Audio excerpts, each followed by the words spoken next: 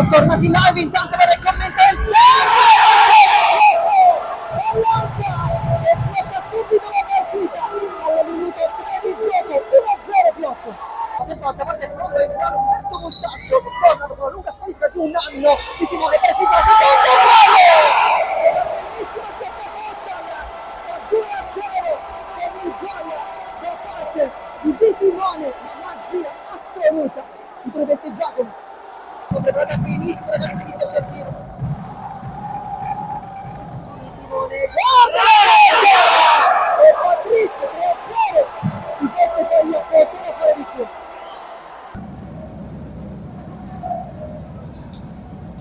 De Simone ancora veramente Maria a 4-0, ma i rosineri oggi non sono entrati in campo. La squadra del Parma Futsal non ha interpretato bene la gara, mi sa uno schema per Chinnici, la leva da sotto l'incrocio a Cosimo Maggio, gioca bene Gennaro per Pisani, si calcia, Pisani ci trova, si è invitato dal pubblico, ma non è andato bene per Gennaro, tiene il pallone, batte poi Pisani, e Cosimo Maggio per spinge, benissimo.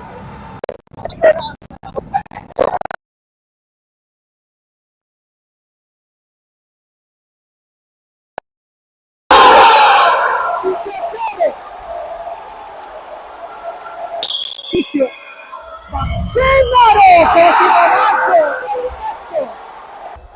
e Franco non fa il fallo questa volta, ancora Franco, ma giusto per Fischio per l'Europeo, avete cambiato idea perché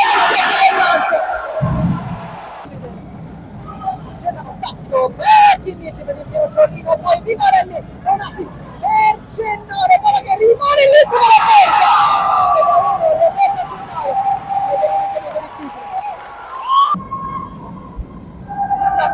poi calcia, Cosimo Maggio ancora.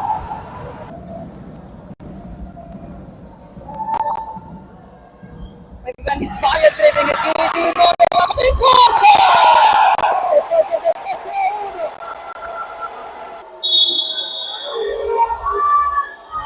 Prestigio che sbaglia 8-1.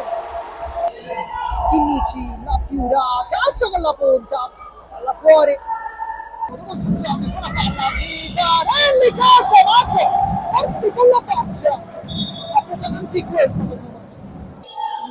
Cambiare sempre evidentemente significa non avere un battitore prescelto, e non è un bene. Ma Emanuele Fiorentino, che con il gol, 8-2. E questo forse è un fondamentale sul quale Mister Gentile deve lavorare, ma va bene così.